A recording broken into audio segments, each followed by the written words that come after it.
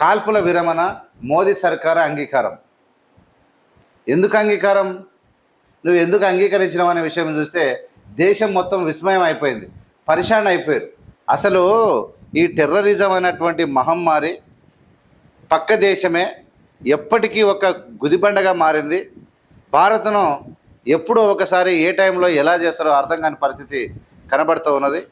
ఎందుకు వీళ్ళను క్షమించాలి అని చెప్పి అందరూ భారతీయులు ఖచ్చితంగా టెర్రరిజం అంతమయ్యే వరకు ఆగొద్దని చెప్తే కాల్పుల విరమణ చేసిరు. ఎందుకు చేసిరు?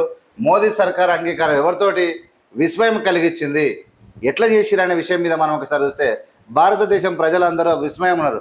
ఏం మోడివి ఆయన నువ్వు? ఏం మోడివి? టెర్రరిస్టులు వచ్చి కాల్చిపోయిరు, లోపలికి వచ్చి పారిపోతే నీ కట్టుదిట్టమైన భద్రతా ఏర్పాట్లు లేవు, నీ భద్రతా ఏర్పాట్ల లోపం వల్లనే వచ్చిరు అనేది కొట్టొచ్చినట్టు కనబడది. సరే, ఏదేమైనా అయ్యింది అయిపోయింది, కానీ టెర్రరిస్టులను మట్టు పెట్టాల్సిన సమయము. వాళ్ళని వదిలేసి పాకిస్తాన్ మీద యుద్ధానికి దిగినాం. చలో ఓకే, యుద్ధానికి దిగినాక మళ్ళీ మధ్యలో విరమణ ఎందుకు ఇచ్చినామని చెప్పి దేశం మొత్తం విస్మయం అయిపోయింది, పరిశాన్ అయిపోయింది. ఇదేంది ఈ మోడీ ఎప్పుడు యూటర్న్ తీసుకుంటూ అర్థం కాని పరిస్థితి అన్నటువంటి ఆలోచనకు వచ్చి అందులోనే ఊదరగొట్టే గోధుమ మీడియా. పాము అంటే పడిగా అననికే సిద్ధంగా ఉంటారు వీళ్ళు. పాము అంటే పడిగా లేచి బుస బుస బుస బుస బుస ఇట్లా అంటారు చూడు. అట్లా మోదీ మీడియా పూర్తిగా అంటే ప్రచారాలు ఉన్నది అంటే గోరంతుంటే కొండంతలు చేసి పెచ్చే అబద్ధాలు రాసింది అనేది ఒక అది అంటే ఇప్పుడు కాదు, ఈ యుద్ధం సమయంలో కాదు, అనేక సమయంలో గోధుమ మీడియా చేసేటువంటి తప్పుల గురించి మనం తర్వాత మాట్లాడడం. భారత్ పాక్ మధ్య కుదిరిన ఒప్పందం అంట, మధ్యవర్తిత్వం వహించినట్టు ట్రంప్ ప్రకటన. ఇక్కడ భారత ఇక్కడ ఎవరైంది డీజీఎంఓకు పాక్ డీజీఎంఓ ఫోన్ కూడా చేసినట్టు తెలుస్తూ ఉంది. సీజ్ ఫైర్కు ప్రతిపాదన వచ్చింది, సమ్మతించినటువంటి భారత్ శనివారం సాయంత్రం 5 నుంచి అమల్లోకి వచ్చింది. రేపు మధ్యాహ్నం డీజీఎంఓ స్థాయి చర్చలు జరుగుతాయి. సింధు ఒప్పందం నిలిపివేత, ఆంక్షలు యథాతథం, పాక్ ఉల్లంఘిస్తే తీవ్రంగా స్పందిస్తాం భారత్, ఇకపై ప్రతి ఉగ్రచర్యకు యుద్ధమే అని చెప్పి కేంద్రం ప్రకటించింది. మీరు ఉగ్రవాదులు ఎప్పుడు ఏదైనా చేసినా మీ మీద యుద్ధం ప్రకటిస్తామని చెప్పి భారత్ చెప్పినట్టు తెలుస్తూ ఉంది. భారత్ చెప్పినట్టు మీరు ఎప్పుడు కూడా ఉగ్రం ఎప్పుడు వచ్చినా కానీ మీ మీద యుద్ధం చేస్తాం, మీ దేశాన్ని అంతం చేస్తామని వార్నింగ్ ఇచ్చినట్టు చెప్తా ఉన్నాడు. సరే, ఇది ఒకసారి ఇక్కడ చూస్తే దేశ రక్షణకు ఇక్కడ దుర్గముల త్రివిధ దళాలు పాక్పై మన సైన్యం అద్భుత విజయాలు సాధిస్తున్నటువంటి తరుణంలో మోదీ ప్రభుత్వం అనూహ్య నిర్ణయం తీసుకున్నారు. ఒకేసారి అవాక్కైన విస్తుపోయినటువంటి భారత ప్రజానికం సోషల్ మీడియాలో చర్చ, టీవీల్లో చర్చాగోష్ఠి, సమర్థించుకోలేక బీజేపీ వాట్సాప్ యూనివర్సిటీ తంటాలు, ఇందిరాగాంధీ శాస్త్రి ఉంటేనా కాంగ్రెస్, కేంద్రం తక్షణమే అఖిలపక్ష భేటీ నిర్వహించాలి, పార్లమెంట్లో వివరణ ఇవ్వాలి జైరాం రమేష్. ఇక్కడ అందే చెప్తా ఉన్నా, నేను ఏమంటున్నా అంటే అంత స్థాయిలో వీళ్ళు డబ్బాలు కొట్టుకున్నంత స్థాయిలో వీళ్ళది ఉండదు. ఇలా భారత వైమానికమైన భారత సైన్యమైన త్రివిధ దళాలలో ఏదైనా తన పని తను చేసుకుంటుంది.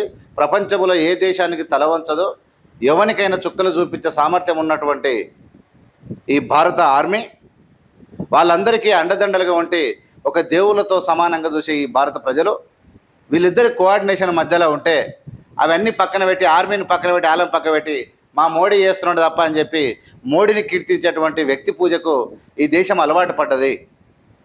వ్యక్తి పూజకు ఈ దేశం మొత్తం అలవాటు పడ్డది అనేది వెరీ క్లియర్గా కనబడతా ఉంది. ఒక్కటే డబ్బా ఒట్టి డబ్బా.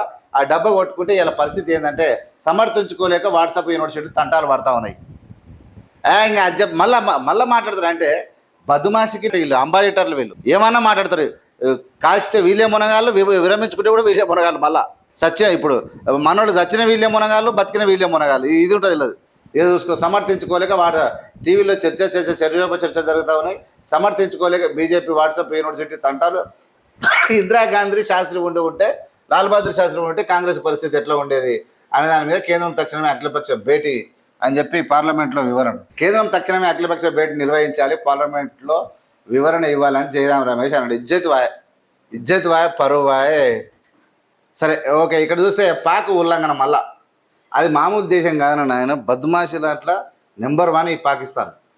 ఇక్కడ కాల్పుల విరమణ సైనిక చర్యల నిలిపివేతపై భారత్ పాక్ మధ్య అవగాహన ఒప్పందం కుదిరింది. ఉగ్రవాదం అన్ని రూపాలపై అన్ని రూపాలపై భావాలపై భారత్ రాజీ లేని పోరాటం కొనసాగించింది, ఇక పైన కొనసాగుతుంది అని చెప్పి నేను వాన్స్ గత 48 గంటలుగా భారత్ పాకిస్తాన్ ప్రధానమంత్రులు, విదేశాంగ శాఖ మంత్రులు, జాతీయ భద్రతా సలహాదారులు, ఆర్మీ ఉన్నతాధికారులతో ఆ తీరిక లేకుండా చర్చలు జరిపాం, ఫలితంగా ఇరు దేశాల కాల్పుల విరామణంగా అంగీకరించాం అని చెప్పి ఒక మాట ఏదో చెప్పారు. పాక్ ఉల్లంఘన కొద్ది గంటల్లోనే సరిహద్దు వెంబడి కాల్పులు. అంటే వాళ్ళకు మనుషులు కారాళ్ళు, జంతువులన్నా నయం వీళ్ళకన్నా, ఈ పాకిస్తాన్ కన్నా జంతువులన్నా ఒకసారి కట్టెపట్టుకొని నిలబడితే అవి ఒక సిస్టమ్ ఉంటే ఆ సిస్టమ్ ఫాలో అవుతాయి. కానీ అంతకన్నా అధ్వానం ఈ పాకిస్తాన్ వెదవరు. శ్రీనగర్, రాజస్థాన్ పట్టణాలపై డ్రోన్ల ప్రయోగం ఇట్లనా సమర్థవంతంగా తిప్పికొట్టిన భారత బలగాలు. ఒప్పందాన్ని పాక్ అర్థం చేసుకోవాలి, భారత సైన్యానికి పూర్తి స్వేచ్ఛ ఇస్తున్నామన్నటువంటి మిస్త్రీ వివరణ ఒప్పందం ఏమైనట్టు ఇక్కడ సీఎం ఒమర్ అబ్దుల్లా మాట్లాడుతున్నటువంటి పరిస్థితి కూడా మనం ఇక్కడ చూసినాం. ఇది ఇలాంటి ఇలాంటి పనికిమాలిన దేశం మన పక్కకే ఉండడం మన దురదృష్టం.